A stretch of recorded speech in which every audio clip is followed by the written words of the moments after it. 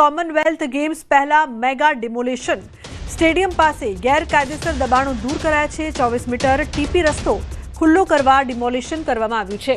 તો AMC estate વિભાગની કાર્યવાહી અંદાજ મુજબ 30 જેટલા સ્ટ્રક્ચર દૂર કરાશે।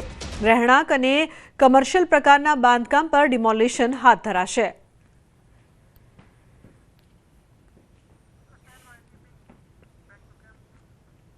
अन्य समाचार राजकोटनी सामे आवी रह्या छे। एसआईआरनी कामगीरी वच्चे बीएलओनो ऑडियो क्लिप वायरल थयो छे।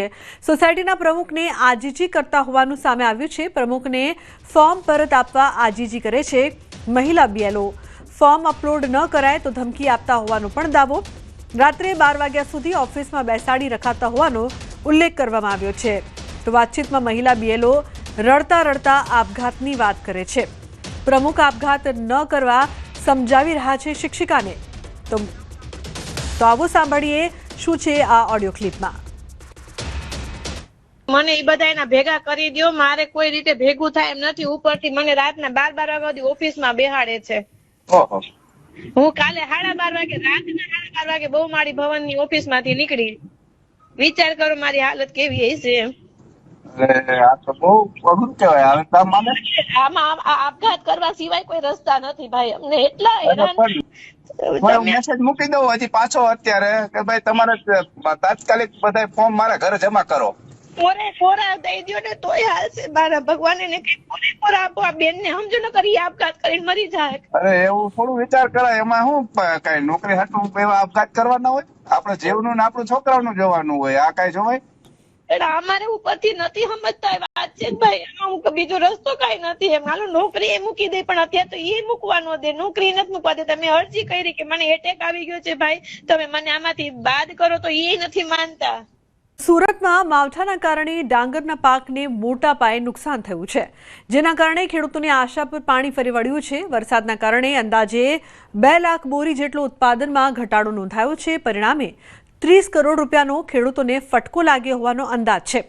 ઓલપાડ અને જહાંગીરપુરા વિસ્તારમાં આવેલી જીનિંગ મિલોમાં દર વર્ષે સરેરાશ 11 લાખ ગુણો આવતી હોય છે, પરંતુ આ વર્ષે માવઠાના કારણે માત્ર 9 લાખ ગુણો જ આવી છે। ગત વર્ષનું વાવેતર અને ચાલુ વર્ષનું વાવેતર એ બંને વચ્ચે લગભગ 4,000 હેક્ટરનો મોટો તફાવત પડે છે, જેના કારણે જે ઉત્પાદન એવરેજ આપણે ગણવા જઈએ તો ઉત્પાદન ઓછું થયું છે। ખાસ કરીને જે ચોમાસાનું જે આ માવઠું પડ્યું છે એ માવઠાની અંદર અમારા ઓલપાડ તાલુકાના અને 84 તાલુકાના ખેડૂતોને લગભગ 20 થી 25% જે એમનો પાક તૈયાર થઈ ગયેલો કાપી નાખવામાં આવ્યો એ પાક રસ્તા પર સુકાવવાના કારણે, વરસાદ પડવાના કારણે એને ભીંજવાઈ જવાથી। अन्य समाचार छोटाउदेपुरथी खातर माटे खेडूतो रजड़िया। रंगपुरमां खातर माटे खेडूतोनी लांबी कतारो लागी।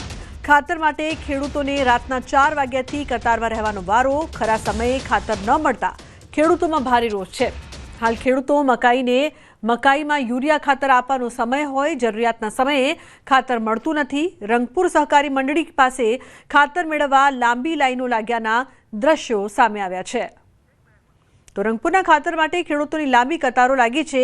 ખાતરની મોકાણ છે। ખાતર માટે ખેડૂતો રાતના 4 વાગ્યાથી કતારમાં લાગ્યા છે, છતાં પણ તેમની માંગ સંતોષાઈ નથી રહી। ખરા સમયે ખાતર ન મળતા ખેડૂતોમાં ભારે રોષ।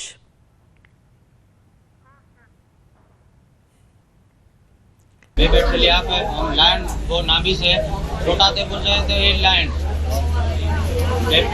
खातर डेबा अंदर खातर વધુ મોકલાવવાની સરકારની માંગણી કરશે છે। ખાતર અમને મળતું નથી। ખેડૂત કેવી રીતના પાક પાકાવે? ખાતર માટે અમે રોજના રખડીએ છીએ, લાઈન જોજો બધે, અને ખાતર મળતું નહીં। બે થેલી એક થેલી આપે છે અને આધાર કાર્ડ અંગૂઠા પડી જાય તો છતાં ખાતર મળતું નહીં અમને। અમે ઉદયપુર જઈએ, બોડેલી જઈએ, ગમે ખાતર મળતું નહીં। રંગપુર મંડળીમાં છે અટાણે તો ખાતર મળતું નહીં। અમે રોજના 3-3 વાગે ધક્કા ખાઈએ છીએ તો ખાતર મળતું નથી। આટલા વર્ષ બાદ પણ ગ્રામ્ય વિસ્તારોમાં પાણી માટે હાલાકી છે। ગરબાડા તાલુકાના સિમલિયા બુઝુર્ગ ગામમાં નલ સે જલ યોજનામાં લાખો રૂપિયા ખર્ચ્યા હોવા છતાં પણ પીવાના પાણી માટે ભારે હાલાકીનો સામનો કરવો પડી રહ્યો છે। સ્થાનિકો બાળકોને લઈ પાણી ભરવા માટે મજબૂર બન્યા છે, તો બીજી તરફ તંત્ર દ્વારા 70% કામ પૂર્ણ થયાનો દાવો કરવામાં આવ્યો છે। પરંતુ પરિસ્થિતિ યથાવત છે, જેને લઈને ગ્રામજનોએ તાત્કાલિક ધોરણે પીવાનું પાણી મળી રહે તેવી માંગણી કરી છે। ઉલ્લેખનીય છે કે પાણી માટે હાલાકી હજુ સુધી ભોગવી રહ્યા છે આ લોકો। નલ સે જલ યોજનામાં લાખો રૂપિયા તો ખર્ચાયા, પરંતુ હજુ સુધી આ લોકો હાલાકી ભોગવી રહ્યા છે।